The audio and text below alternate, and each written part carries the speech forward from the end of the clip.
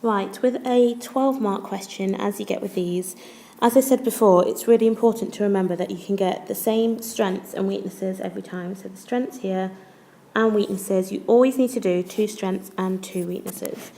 Okay, so using the PEE structure, I do recommend just writing down PEE down the side of the margin, and it's not a problem at all to put that in your exam paper. You never lose marks for it. It just keeps your answer really structured.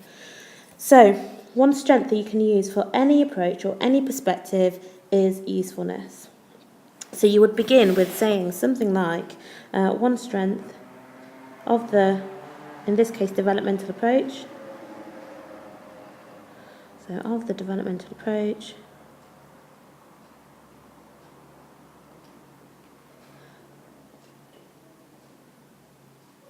is that it is useful.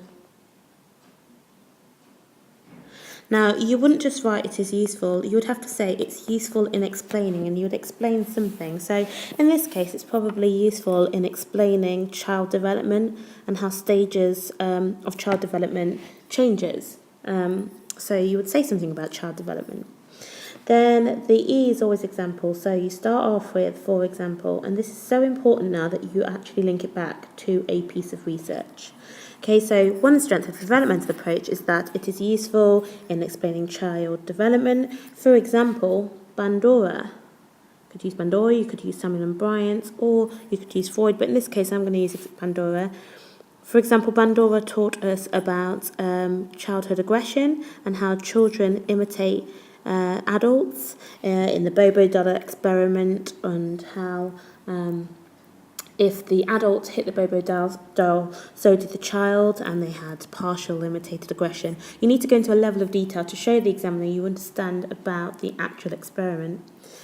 Now this last E, the explanation, you need to say why it's a strength. So we've used Bandura, we said it's useful, and it's a strength because it's got real life application. Or you could say we can do further research into it. But you need to say why it's got real life application. So in this sense, it's got real life application because schools and nurseries and any establishment which works with children will have to be very careful with how they are around children, because children do learn from those people that they see as authority figures. Okay, so that one, this PEE that we've just done, will get you 3 marks.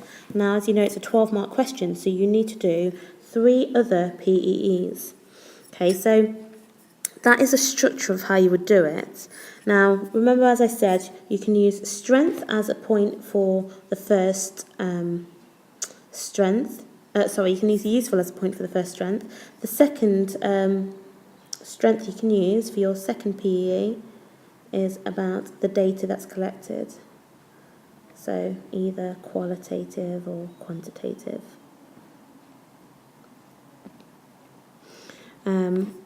Now, that would give you the 2 strengths you need. Now, it's important to remember that you've got to do 2 weaknesses as well. So let me just rub this bit out.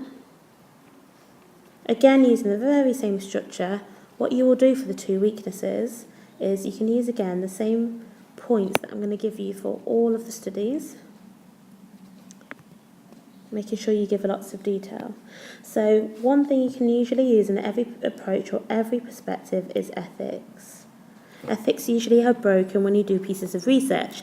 In this case, they use children, and children always break ethics because even if you get informed consent from the parents, you can't get informed consent from the child, so potentially you're breaking protection from harm issues.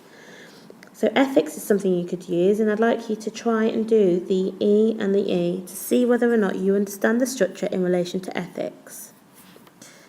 And lastly, the last point you could use for a weakness is reductionism. You can argue that all studies, all approaches, and all perspectives are reductionist in that they are way too simple in explaining the behaviour. They don't look at other perspectives, they don't look at other reasons why the behaviour may be that way. So reductionism is a point you can use, and again you use an example from the study to back up your point, and you explain why that's a weakness. Okay, so that's the 12 mark, and they're always structured that way. It doesn't matter what approach you get, whether it's cognitive, social, developmental, individual differences, or physiological, you can always use usefulness, data, ethics, and reductionism to shape your 12 markers. So give that one a try. Remember, you can email me anytime and I shall give those back to you when you are done. Okay.